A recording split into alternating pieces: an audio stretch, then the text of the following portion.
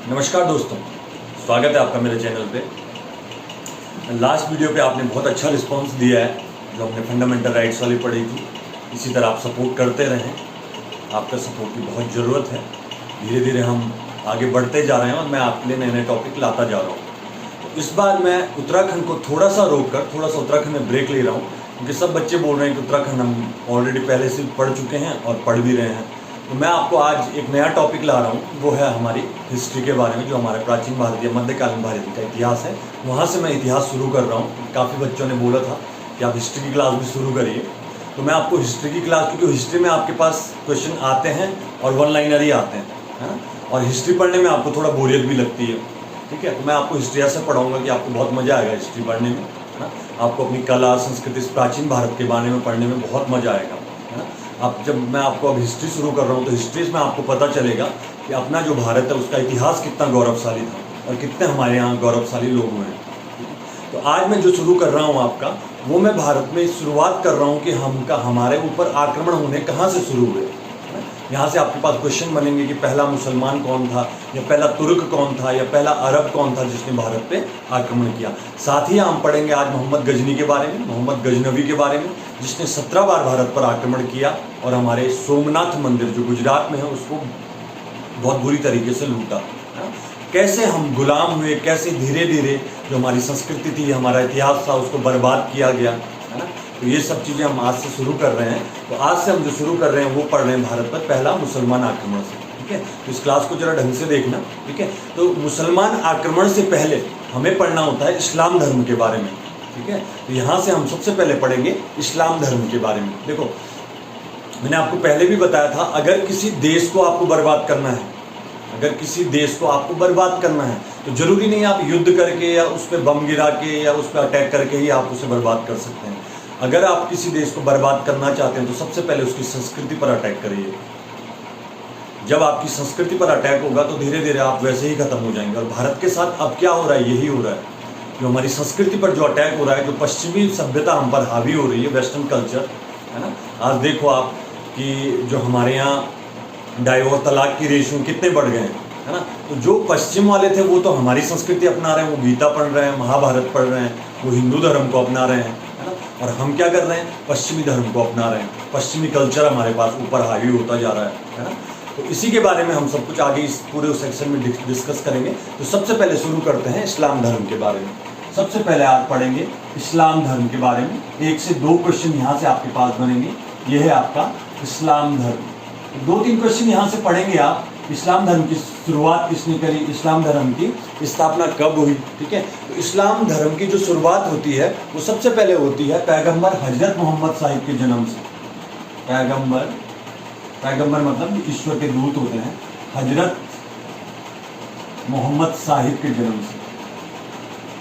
तो आपसे पूछेगा पैगंबर हजरत मोहम्मद साहब का जन्म कब हुआ, तो आपने याद रखना है इनका जन्म 570 ईस्वी में मक्का में हुआ था, ठीक है। 570 ईस्वी मक्का आपका सऊदी अरब में पड़ा, ठीक है।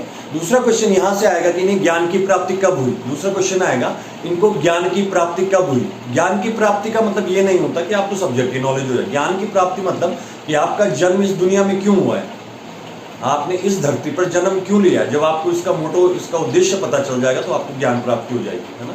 जैसे आप लोगों को अभी तक ज्ञान प्राप्ति नहीं हुई है, जिस दिन आपको ज्ञान प्राप्ति हो जाएगी कि हमारे जीवन का उद्देश्य क्या है, उस दिन आपको ज्ञान प्राप्ति हो जाएगी, ठीक है। तो दूसरा क्वेश्चन बनेगा कि हजरत मोहम्मद साहिब को ज्ञान प्राप्ति कब हुई थी, ज्ञान की प्राप्ति कब हुई। तो आपको याद रखना है, इनको ज्ञान की प्राप्ति 610 ईस्वी में हुई थी और इसी को कहा जाता है इस्लाम धर्म की शुरुआत। यहीं पे इन्होंने स्थापना करी इस्लाम धर्म, ठीक है। एक और डेट आप याद रखेंगे, वो डेट है आपकी 24 सितंबर 1622 ईस्वी, ठीक है।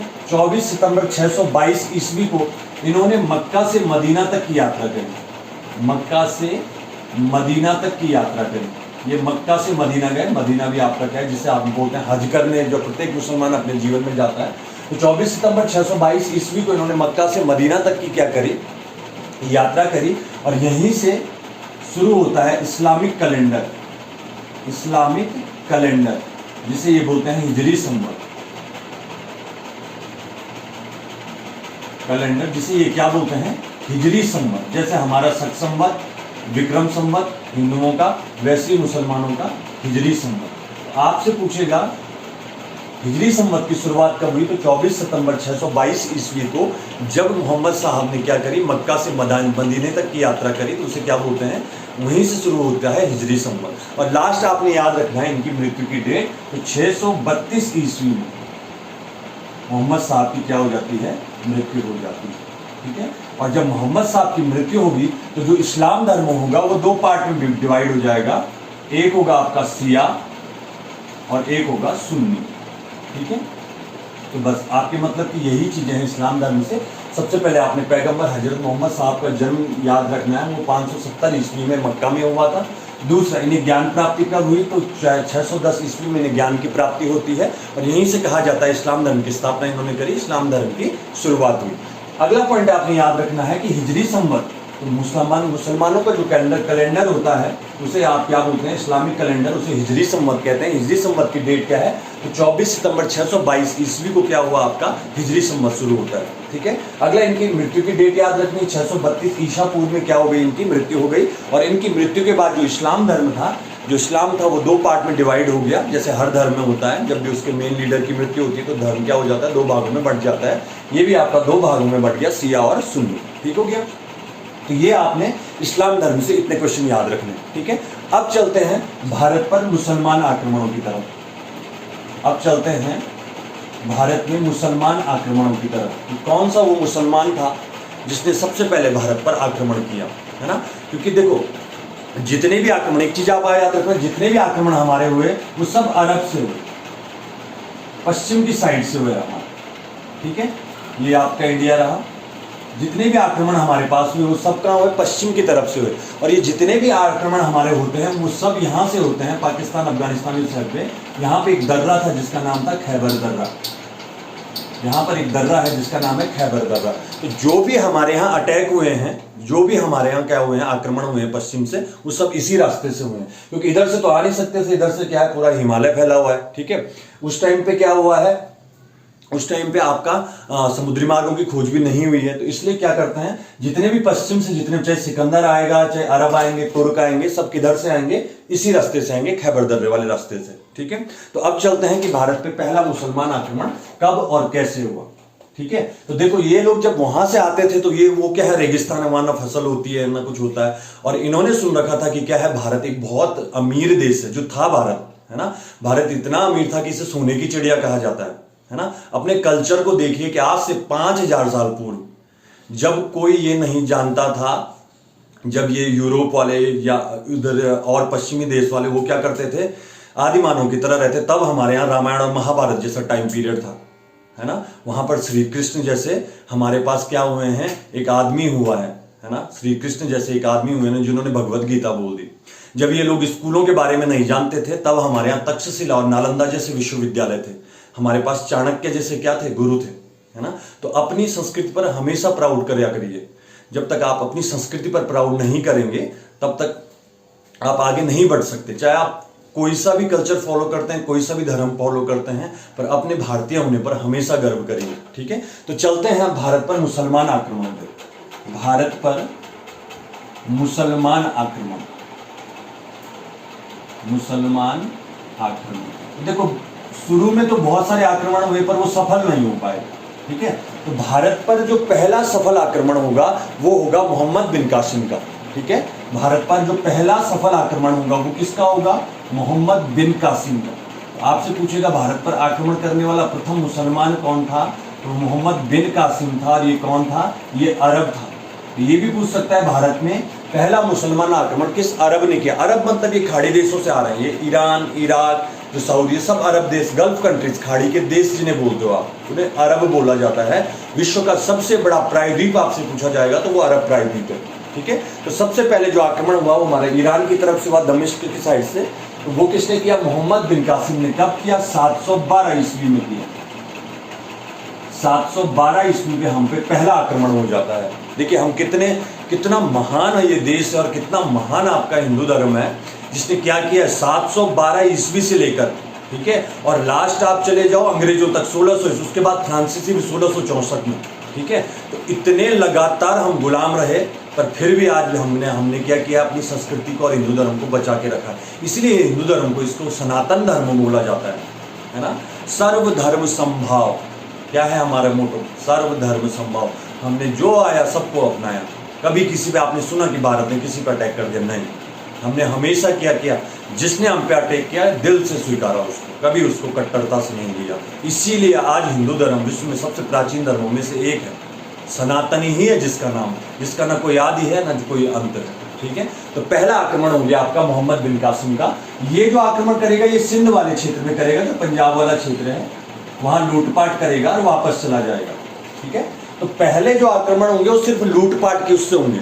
ये आएंगे, यहाँ लूटपाट करेंगे और निकल जाएंगे। फिर दूसरी हमारी बड़ी कमी क्या है, हमारे पास एकता की कमी है। हम हमेशा चिढ़ते हैं, ये इसने ये कर दिया, उसने ये कर दिया, पंजाब ने ये कर दिया, राजस्थान ने ये कर दिया, दिल्ली में वो कर दिया, है ना। जब तक राजनीति है तो ये तो चलता रहेगा, है ना। अगर आप देखें तो लोग ये नहीं चाहते हैं कि हम आपस में लड़ें, कभी नहीं चाहते हैं। अगर आप एक नॉर्मल से आदमी को पूछो जो अपनी 9 to 5 डेली जॉब कर रहा है ना, अपने बीवी बच्चों का पेट पाल रहा है, एक हिंदू को पकड़ो एक मुसलमान को पकड़ो, दोनों को आमने सामने करो, बोलो क्या चाहिए, तो ना हिंदू को मुसलमान से कोई प्रॉब्लम है, ना मुसलमान को हिंदू से कोई प्रॉब्लम है ना, ना किसी को किसी से प्रॉब्लम है। पर जहाँ पे राजनीति बीच में आ जाती है, वोट बैंक बीच में आ जाता है, फिर हम आपस में लड़ते हैं, है ना। तो नहीं तो देख लो ना, ऐसा देश जहाँ हिंदू, मुस्लिम, सिख, ईसाई, जैन, पारसी, बुद्धिस्ट सब क्या रहते हैं, मिलकर रहते हैं, है ना। इतनी सारी भाषाएं हैं, इतनी सारी बोलियां हैं, है ना। कदम कदम पर बदले पानी, कोस कोस पे भाषा। पानी बदल जाता है, खाना बदल जाता है, वेशभूषा बदल जाती है, फिर भी हम क्या रहते हैं, प्यार से रहते हैं, है ना। तो ये क्या है, इस हिंदुस्तान की महानता ही है ना। और यही कारण था कि सब ने हम पे अटैक किया, सब ने हमको लूटा है, और फिर भी लूटने के बाद भी हम आज कहाँ हैं, पूरे विश्व में हमारी चर्चा होती है ना। अभी 2020 की आप बात करें तो हमारे पास $64 बिलियन का FDI हुआ है, फॉरेन डायरेक्ट इन्वेस्टमेंट। $64 बिलियन का फॉरेन डायरेक्ट इन्वेस्टमेंट हुआ है, और दुनिया में 5वें नंबर पे हम विदेशी निवेश के उसमें, है ना। तो इस सब को आगे बढ़ाने के लिए जो हम नई जनरेशन आ रही है, जो आप लोग अधिकारी बनेंगे, तो सब जिम्मेदारी आप ही की है, ठीक है। चलो फिलहाल बढ़ते हैं मोहम्मद बिन कासिम की तरफ। तो पहला आक्रमण हुआ भारत पे किसका, मोहम्मद बिन कासिम ने। इसने सिंध क्षेत्र पर आक्रमण किया, शायद राजा दाहिर थे, वहां से इसने लूटा। क्योंकि हमारे पास एकता की तो कमी थी, अब दाहिर पे आक्रमण हो गया तो हो सकता था कि आसपास के राजा मिलकर मोहम्मद बिन कासिम को हरा देते, पर हम कभी नहीं चाह। याद रखना, देश कभी ऐसे नहीं आ रहा हमारा। जब भी आप पढ़ेंगे हमारा देश ऐसे नहीं आ रहा है। हमारा देश आ रहा है किसकी वजह से, जो घर में बैठे हुए हैं, जो गद्दार हैं। हमेशा देखना, जो हमारे बीच में से जो लोग हैं उन्होंने ही हमें हराया, है ना। अभी आप पढ़ेंगे कि कैसे कैसे भारत को गुलाम बनाया गया, कैसे कैसे गद्दार हुए हमारे यहाँ, ठीक है। तो पहला आक्रमण हुआ आपका मोहम्मद बिन कासिम का 712 ईस्वी में, ठीक है। इसने लूटपाट करी और निकल गया। फिर इसके बाद 1-2 आक्रमण हुए, पर भारत पर जो सबसे प्रसिद्ध आक्रमण हुआ, जिस भारत पर सबसे प्रसिद्ध आक्रमण हुआ वो हुआ मोहम्मद गजनवी का। मोहम्मद गजनवी का, ये अफगानिस्तान वाले क्षेत्र में गजनी प्रांत से आया था, गजनी प्रांत से आया था, ठीक है। और ये क्या था, ये तुर्क मुसलमान था। याद रखना, ये कौन था, ये तुर्क मुसलमान था। वो अरब थे, ये तुर्क मुसलमान था। और इसने 1000 ईस्वी से लेकर 1027 ईस्वी तक, 1000 ईस्वी से लेकर 1027 ईस्वी पर तक 17 बार भारत पर आक्रमण किए। कितनी बार आक्रमण किए, 17 बार इसने लगातार भारत पर आक्रमण किया। और क्यों किया आक्रमण, तो सिर्फ लूटने के लिए। इतना लूटा इसने भारत को कि कहा जाता है जब इसने सोमनाथ मंदिर को लूटा तो 800 ऊंट, 300 हाथी और 300 या 400 घोड़े लेकर यहाँ से सोना चांदी लेकर जाता था। तो इतना लूटा इसने, किसने, मोहम्मद गजनवी। तो हो सकता था जब इसने पहला आक्रमण किया वहीं पे हमारे राजा संभल जाते, आपस में एक हो जाते, तो हो सकता था इतनी लूटपाट ना कर पाता। और हमेशा ऐसा ही हुआ, जब भी हम अलग हुए तो हम पे जरूर किसी न किसी ने क्या किया है, आक्रमण किया है, ठीक है। तो अब पढ़ते हैं मोहम्मद गजनवी के बारे में। तो इसने भी आक्रमण का उद्देश्य क्या था, तो इसके आक्रमण का उद्देश्य भी क्या था, सिर्फ लूटपाट करना था। इसने भी क्यों आक्रमण किया, सिर्फ लूटपाट के लिए, क्योंकि सुन रखा था कि भारत क्या है, आपका सोने की चिड़िया, जितना लूटो कोई आक्रमण, कोई हमारा विरोध तो करेगा नहीं। तो तो इसको क्या करो, लूटते चलो, है ना। और आज भी वही हो रहा है। हमारे यहाँ किसान आंदोलन चल रहा है, हमारे यहाँ कुछ भी हो रहा है तो उसमें विदेशी मीडिया, विदेशी ताकतें क्या कर रही हैं, अपना इंटरफेयर कर रही हैं, है ना। और कुछ लोग ऐसे हैं जो उनका सपोर्ट कर देते हैं। जबकि आपने पढ़ा है भारत एक क्या है, संपूर्ण प्रभुत्व संपन्न देश है हम। मतलब हमारे आंतरिक और बाह्य जितने भी मामले होंगे उसमें कोई तीसरा देश इंटरफेयर नहीं करेगा। और हमारे देश के कुछ लोग ऐसे हैं जो सिर्फ अपनी वोट बैंक के लिए और अपनी राजनीति चमकाने के लिए उन विदेशी मीडिया का क्या करते हैं, साथ देते हैं। जबकि वो तो चाहते ही हैं कि भारत, आपको पता है एक ना एक दिन भारत ने विश्व की महा आर्थिक शक्ति बनना ही है। दुनिया का सबसे बड़ा मार्केट कहाँ है, भारत ही है उनके लिए, है ना। वो नहीं चाहते कि भारत क्या करे, ग्रोथ करे, ठीक है। तो इसलिए मैं बोल रहा हूँ कि कभी भी जो विदेशी ताकतें हैं, विदेशी मीडिया हैं, इनके चक्कर में नहीं पड़ना चाहिए, है ना। अपना वो करना चाहिए, ठीक है। चलो बढ़ते हैं। तो इसने 1000 से लेकर 1027 ईस्वी तक क्या किए हैं, 17 बार भारत पर क्या किया, आक्रमण किया और बढ़िया ढंग से भारत को लूटा, ठीक है। अब 17 आक्रमण तो पूछेगा नहीं, पर आपके इसके मेन 2-3 आक्रमण आपने याद रखने, ठीक है। तो जैसे इसका पहला आक्रमण याद रखना, इसका जो पहला आक्रमण हुआ, पहला आक्रमण इसका हुआ वो आपका 1000 ईस्वी में, ठीक है। ये सिंध प्रांत, पंजाब के एक राजा थे जिनका नाम था जयपाल, इन पर आक्रमण किया। मैंने आपको अभी सबसे पहले बता दिया कि जो भी आक्रमण इस भारत में होगा वो सब इस तरफ से होगा, खैबर दर्रे से। और यहाँ पे देखो सबसे पहले पंजाब ही पड़ेगा, तो सारे आक्रमण उसी रास्ते होंगे। तो पंजाब एक, सिंध और पंजाब क्या था, एक महत्वपूर्ण क्षेत्र था विदेशी आक्रांताओं के लिए, ठीक है। तो पहला आक्रमण आपने याद रखना है। पहला आक्रमण इसका 1000 ईस्वी में पंजाब के राजा जयपाल पे हो गया, इसने बढ़िया ढंग से लूटा उसको। और फिर ये हर 2-3 साल पे आक्रमण करता रहेगा, लूटता रहेगा, करता रहेगा, लूटता रहेगा, ठीक है। खूब लूट के इसने गजनी में, अफगानिस्तान में क्या कर दिया, अपना पूरा खजाना भर दिया, ठीक है। फिर इसका जो सबसे फेमस आक्रमण आपने याद रखना है, इसका जो सबसे प्रसिद्ध आक्रमण हुआ, इसका जो सबसे फेमस अटैक हुआ भारत में, वो था आपका 1025 ईस्वी में। 1025 या कहीं आपको 26 में मिल जाएगा। 1025 में इसने गुजरात के सोमनाथ मंदिर पर आक्रमण किया, गुजरात के सोमनाथ मंदिर पर आक्रमण किया।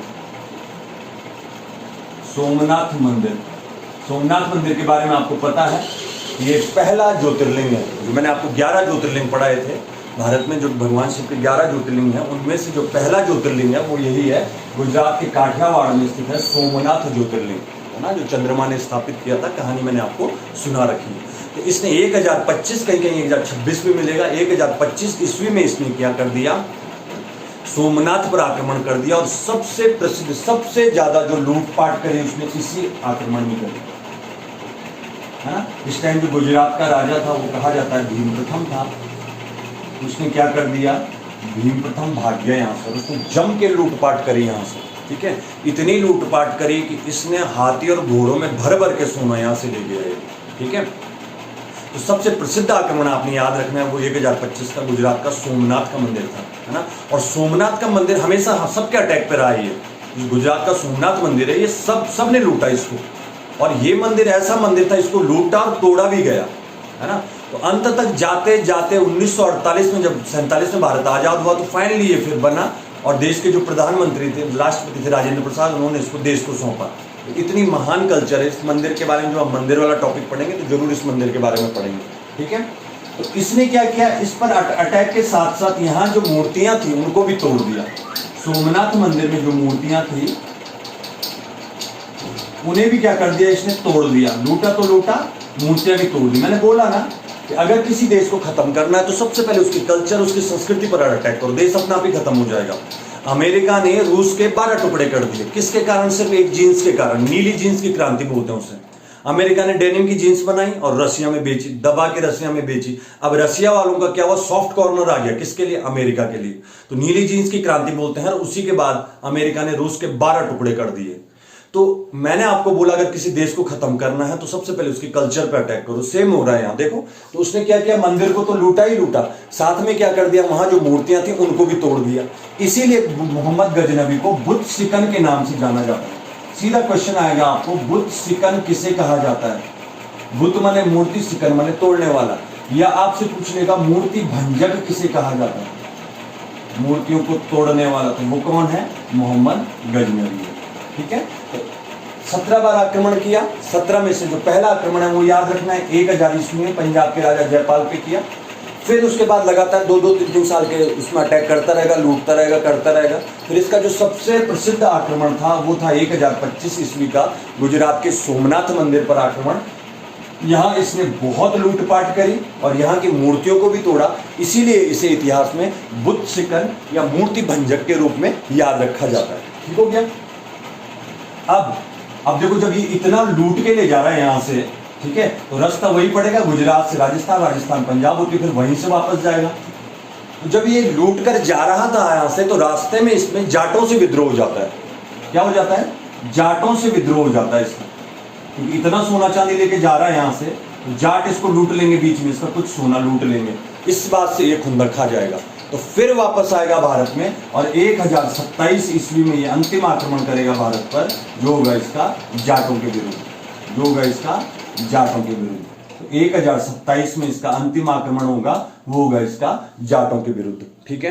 फिर 1027 के बाद ये कहाँ चला जाता है, मतलब वहीं अपने वो मिल जाता है, पूरा राजकोष इसने सोने से भर दिया होता है। कहा जाता है कि इतना सोना हो गया था इसके पास जब भारत से लूट कर ये गया कि पागल हो गया उस सोने के चक्कर में। जहां इसका राजकोष था, जहां इसका वो था, वहीं सोता था ये कि मेरा कोई सोना चुरा ना ले। तो इतना टेंशन हो गया था इसे सोने का। और फाइनली 1030 ईस्वी में, 1030 ईस्वी में क्या हो जाता है, कहा जाता है कि इसकी पागल होने के कारण मृत्यु हो गई। कुछ भारतीय इतिहासकार ये भी लिखते हैं कि शायद सोमनाथ मंदिर पर जो आक्रमण हुआ, शिव जी का इस पर श्राप पड़ा, ठीक है, भोले का, उस वजह से इसकी मृत्यु हो गई। तो इस प्रकार भारत को इतनी बुरी तरह लूटने वाला मोहम्मद गजनवी 1030 ईस्वी में खुद पागल होकर क्या हो गया, मर गया।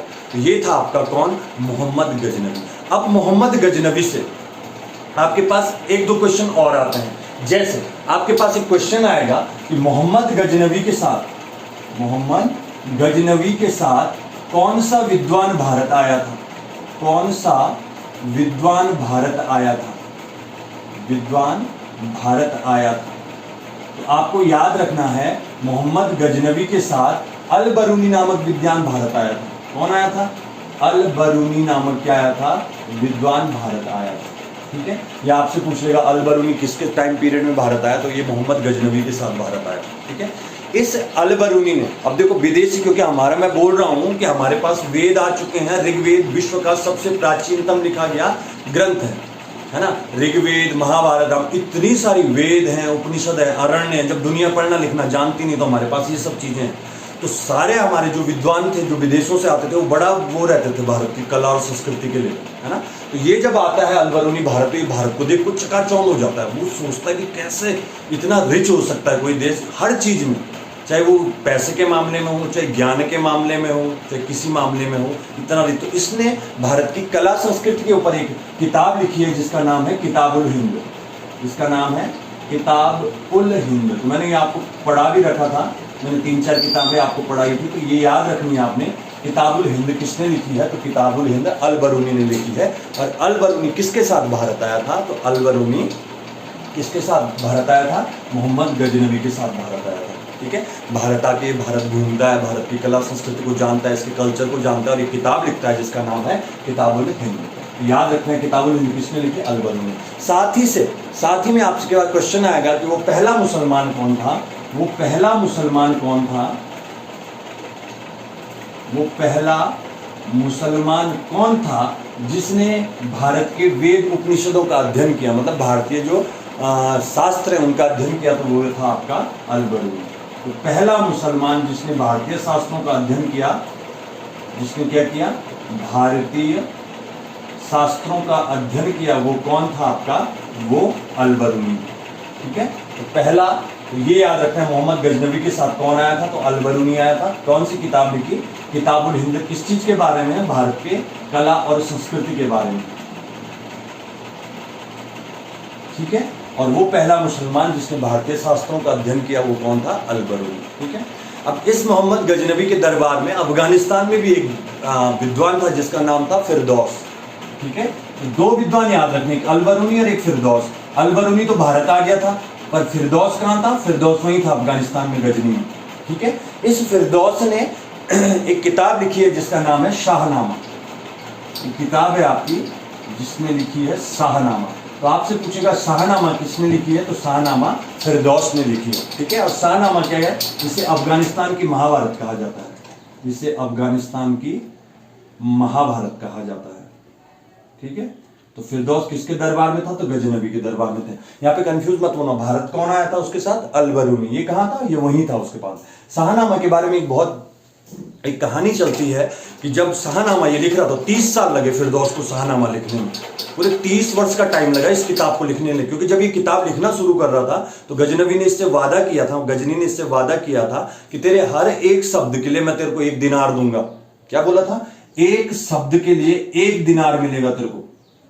और इस भाई ने 30 साल लगा दिया अपनी इस किताब को लिखने के लिए। तो कहा जाता है जब उसको लेकर वहां जाता है गजनबी के पास, तो गजनबी क्या करता है, पलट जाता है अपने वादे से, है ना। तो वो कहता है 1 दिरहम की बात नहीं होती, एक दिनार की बात नहीं हुई थी, 1 दिरहम की बात हुई थी, मतलब 1 रुपए की बात नहीं हुई थी, 1 पैसे की बात हुई थी। तो इससे फिरदौस को बड़ा बुरा लगता है ना, तो वो मना कर देता है इनाम लेने से। और कहा जाता है वो मोहम्मद गजनबी के बारे में कुछ बातें ऐसी लिख देता है कि पूरे मुसलमान समाज में थू-थू होने लगती है गजनबी की, है ना, कुछ ऐसा। इसीलिए तो बोलते विद्वानों का हमेशा, विद्वान सर्वत्र पूज्यते, विद्वानों का हमेशा सम्मान होना चाहिए। और ये कलयुग है, विद्वानों का सबसे ज्यादा अपमान होता है यहाँ, है ना। तो कलयुग का सुनाएंगे आपको, भीष्म पितामह ने क्या क्या बोला है कलयुग के बारे में, है ना। कलयुग के बारे में उन्होंने पहले ही बता दिया था बहुत सारी चीजें। तो उनमें से एक बात ये भी थी कि कलयुग में जो होगा वो विद्वानों का क्या होगा, बहुत अपमान होगा, बहुत तिरस्कार होगा, है ना। तो इसका भी यही हाल होता है। तो ये मना कर देता है गजनबी से, और कुछ ऐसी बातें लिख देता है गजनबी के बारे में कि पूरे मुसलमान समाज में थू-थू होने लगती है, किसकी, गजनबी की। तो फिर बाद में गजनबी इसको फिर उसके अनुसार 1 दिनार देने जाता है हर शब्द के लिए, पर तब तक फिरदौस की मृत्यु हो जाती है। और कहा जाता है मोहम्मद गजनबी फिरदौस की लड़की को पैसे देता है अवार्ड के, वो भी मना कर देती है। तो ये जो था मोहम्मद गजनबी, कहा जाता है ये एक ऐसा सुल्तान हुआ जो एक विद्वान का कर्ज लेके मरा, है ना, जीते जी भी नहीं। और उसके बाद तो फिरदौस मर ही गया, तो उसके बाद तो कर्जा कहाँ से देता। तो ये था आपका भारत पर आक्रमण होने का प्रोसेस। अगला जो टॉपिक हम पढ़ेंगे, अब इसके बाद जो भारत आएगा वो मोहम्मद गौरी आएगा, है ना। अब मोहम्मद गौरी और पृथ्वीराज चौहान के बारे में पढ़ेंगे, और पढ़ेंगे उस वीर के बारे में, पृथ्वीराज चौहान के बारे में, जिसके बारे में कहा जाता है कि शब्द भी दीवार छोड़ता था, है ना। जिसके बारे में, उसके एक दोस्त के बारे में पढ़ेंगे जिसका नाम था चंद बरदाई, जिसने हिंदी खड़ी बोली का पहला महाकाव्य लिख दिया जिसका नाम था पृथ्वीराज रासु। पढ़ेंगे हम कि जब पृथ्वीराज चौहान गौरी पर अटैक करता है, उसकी दोनों आंखें निकाल दी जाती हैं, तो उसके बाद 4 बांस 24 गज अष्टांगोल प्रमाण, ताही ऊपर सुल्तान है ना चूको चौहान। तो अगला जो टॉपिक होगा वो होगा मोहम्मद गौरी और पृथ्वीराज चौहान के बीच।